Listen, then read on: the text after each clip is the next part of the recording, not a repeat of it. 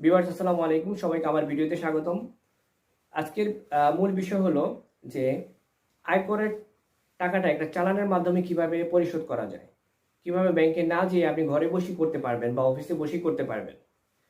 তো আপনারা অনেকেই প্রতি বছর আয়কর দিয়ে থাকেন এবং আয়কর রিটার্ন দাখিল করে থাকেন।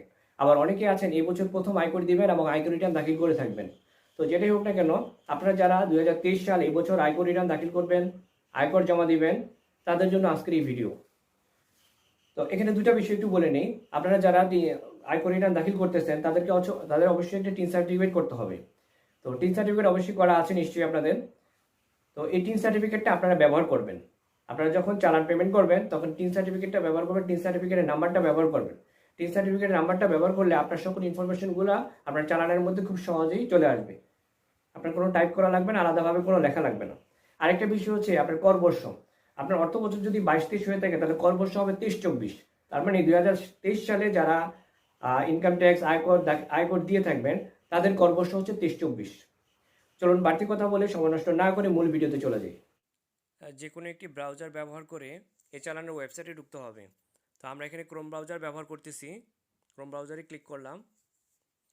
ক্রোম ব্রাউজারে এখানে গুগল সার্চ বারে এখানে লিখব এ-চালান লিখে সার্চ করব। এরপর অটোমেটেড চালান সিস্টেম এটাতে প্রবেশ করব। এখানে ক্লিক করে রেজিস্ট্রেশন ছাড়াই চালান এন্ট্রি করা যাবে এই অপশনটাতে ক্লিক করব। এখন আমাদের এই চালানের ওয়েবসাইটে চলে আসছে। এখান থেকে আমরা চালানটি করব। আমরা এনবিআর এর জমা এই অপশনটাতে ক্লিক করব। এখানে আয়কর আছে, একটু বড় করে দেখাচ্ছি। আয়কর আছে, আয়করে ক্লিক করব। আয়করে ক্লিক করার পর এরকম কিছু ইনফরমেশন চাইবে। এখানে টিন আছে। তো আমরা যারা রিটার্ন দাখিলের সাথে আয়কর দিব তাদের অবশ্যই টিন আছে। আমরা এখানে টিন নাম্বারটা ব্যবহার করব। টিন নাম্বারটা ব্যবহার করলে সব ইনফরমেশনগুলো অটোমেটিক চলে আসবে। আপনার কর অঞ্চল, সার্কেল, নাম, ঠিকানা, মোবাইল নাম্বার যা আছে সব কিছু অটোমেটিক্যালি চলে আসবে। আমরা এখানে একটি টিন নাম্বার দিয়ে দিচ্ছি।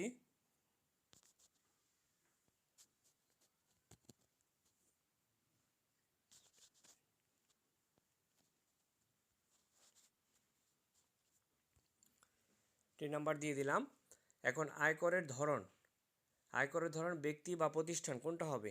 তা আমরা যেহেতু কোনো একজন ব্যক্তির আয়কর জমা দেব, সেজন্য হচ্ছে কোম্পানি ব্যতীত অন্য ব্যক্তি কর্তৃক দেওয়া আয়কর এই অপশনটাতে আমরা ক্লিক করব। 23-24 করবর্ষের জন্য আয়কর দিচ্ছি, তাহলে করবর্ষ দিব 23-24। আয়কর ধারার ধরনে ক্লিক করব। এখান থেকে নির্বাচন করব যে শেষের দিকে রিটার্ন দাখিলের সাথে দেওয়া আয়কর, একটু বড় করে দেখাচ্ছি। রিটার্ন দাখিলের সাথে দেওয়া আয়কর এই অপশনটাতে আমরা ক্লিক করব। এরপর আয়কর ধারা অটোমেটিক্যালি চলে আসছে। এটা শুধু একটাই অপশন আছে এখানে, আমরা আবার দেখে নিচ্ছি একটু। হ্যাঁ, এই আয়কর ধারা 173 একটা ধারায় আছে এখানে। এটা হচ্ছে রিটার্ন দাখিলের তারিখে বা ইহার পূর্বে আয়কর ও সারচার্জ পরিশোধ সংক্রান্ত। ওকে, এবার আমরা শুধু টাকার পরিমাণটা দিব। এখন যার যেরকম টাকার পরিমাণ আসবে, আয়কর আসবে, সে ওরকম ওই পরিমাণ টাকা এখানে দিবেন। তো আমরা এখানে 3000 টাকা দিচ্ছি। যে ধরে নিলাম আমাদের এই করের ইনকাম ট্যাক্সের টাকাটার পরিমাণ হবে 3000 টাকা। তাহলে টিন দিয়েছি, আয়করের ধরন ব্যক্তি, কর বর্ষ 23-24, আয়কর ধারার ধরন হচ্ছে রিটার্ন দাখিলের সাথে দেওয়া আয়কর এবং আয়করের ধারা হবে 173। ওকে, এটা দিয়ে ওকে দিলাম। ওকে দেওয়ার পর দেখেন এখানে সব ইনফরমেশনগুলো অটোমেটিক্যালি চলে আসছে। কর অঞ্চল, সার্কেল এগুলা এবং নাম, ঠিকানা যা আছে সব অটোমেটিক্যালি চলে আসছে। তাহলে এখানে আমার আর কোনো কিছু ফিল আপ করতে হবে না। শুধুমাত্র আমি চলে যাব অর্থ পরিশোধের ধরন নির্বাচনে চলে যাব। 5 নাম্বার একবারে নিচে দেখা যাচ্ছে, আমি একটু বড় করে দেখাচ্ছি।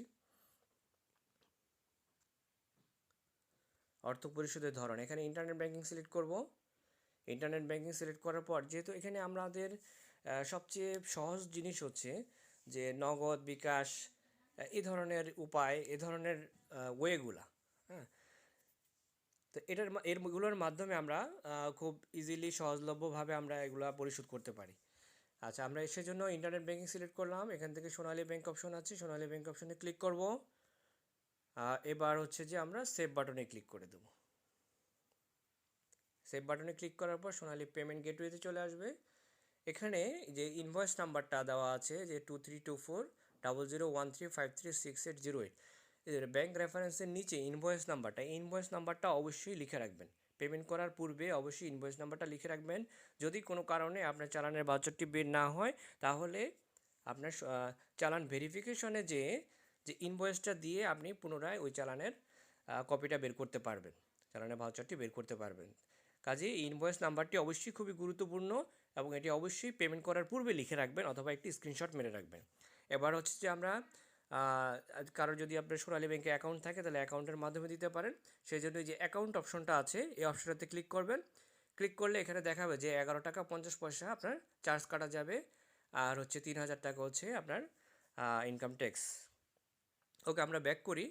আমরা একটু দেখি মোবাইল ব্যাংকিং। তো মোবাইল ব্যাংকিং অপশনে ক্লিক করব। সেখানে বিকাশ আছে, নগদ আছে, উপায় আছে, সেলফিন, ট্যাপ, ওকে ওয়ালেট। ওকে ওয়ালেটে আমরা ক্লিক করলাম, 30 টাকা চার্জ চাচ্ছে। ট্যাপে ক্লিক করলাম, 42 টাকা চার্জ চাচ্ছে। সেলফিন, সেখানে 36 টাকা চার্জ চাচ্ছে। উপায়, এটা তো 42 টাকা চার্জ। নগদ, এটা তো 42 টাকা চার্জ। বিকাশ, এখানে 18 টাকা চার্জ। তো এখানে মোটামুটি অনেকটা কম আছে কিছুটা তুলনামূলক। তো আমরা বিকাশটাকে ইউজ করব এখন, যে বিকাশে এখানে 3000 টাকা ইনকাম ট্যাক্স এবং 18 টাকা চার্জ যাচ্ছে, টোটাল 3018 টাকা যাবে। তো এখানে কনফার্ম বাটনে ক্লিক করব। কনফার্ম বাটনে ক্লিক করার পর আমাদের এখানে পে উইথ বিকাশ নামক একটা অপশন আছে। নিচে দেখেন ক্যান্সেল পেমেন্টের পূর্বে পে উইথ বিকাশ, এই পে উইথ বিকাশে ক্লিক করব। পে উইথ বিকাশে ক্লিক করার পর এখানে আপনার বিকাশের মোবাইল নাম্বারটা, যেই মোবাইল নাম্বার আপনার বিকাশ করা আছে সেই মোবাইল নাম্বারটা চাচ্ছে। আপনি যে কোনো একটা মোবাইল নাম্বার, বিকাশের মোবাইল নাম্বার ব্যবহার করতে পারবেন। ব্যবহার করার পর এখানে বিকাশ মোবাইল নাম্বারটা দেওয়ার পর এখানে কনফার্ম বাটনে ক্লিক করবেন। কনফার্ম বাটনে ক্লিক করার পর আপনার এই বিকাশের এক মোবাইল নাম্বারে SMS চলে যাবে এবং সেখানে একটা ভেরিফিকেশন কোড পাঠানো হবে। সেই ভেরিফিকেশন কোডটা আপনি এখানে বসিয়ে দিবেন। এখানে অপশন আসবে বসানোর, বসিয়ে দিবেন, বসিয়ে দিয়ে কনফার্ম করবেন। তাহলে আপনার চালানটি বের হয়ে যাবে, চালানের ভাউচারটি বের হয়ে যাবে, ইনভয়েসটি বের হয়ে যাবে।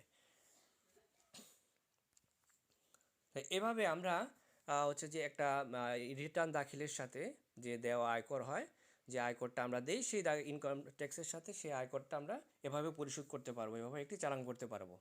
তো এর জন্য আমাদের ব্যাংকে যাওয়ার প্রয়োজন নেই, আপনি ঘরে বসে বা যে কোনো সময় এভাবে করতে পারেন। ওকে, ধন্যবাদ সবাইকে। আর ভিডিওটি ভালো লাগলে অবশ্যই সাবস্ক্রাইব করে রাখবেন এবং লাইক কমেন্ট করবেন। ধন্যবাদ।